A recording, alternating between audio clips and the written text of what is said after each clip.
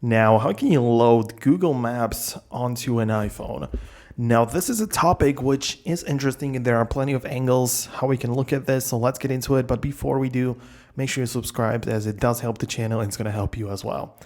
Well, in case you want to download Google Maps as an application, there is easily accessible app on the App Store. So you can literally just look up Google Maps and make sure to download it. It's free, it's from Google, so make sure to do this. But once you do this and get the app, what you can also do is to download a specific portion of the map for offline use. And if this is something you wanted to achieve, I'm going to show you how you can do this. So you open up the map right here and then tap on your name, which is next to the search bar. So your icon in here, so click on you.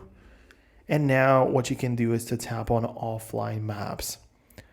And in here, you can see the selected parts of the maps which are already downloaded onto your device.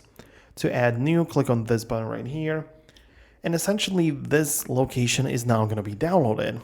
Obviously, I can adjust it as much as I want. I can zoom it in, I can zoom it out and trying to fit as much information as possible. So you might think that this is a good idea, right? I'm going to keep it entirely, but as you can see, it's not possible.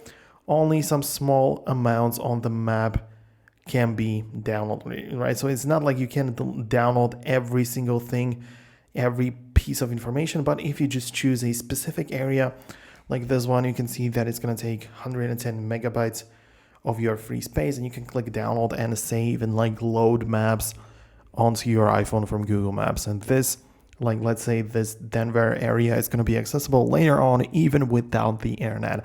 So I guess this is something that you wanted to see. If there's anything else you are looking up, then let me know about that down below in the comments. But I'm going to wrap up the video. Hit the thumbs up if you liked it. Subscribe for more. And I'm going to catch you when the next video pops up. So see you guys there.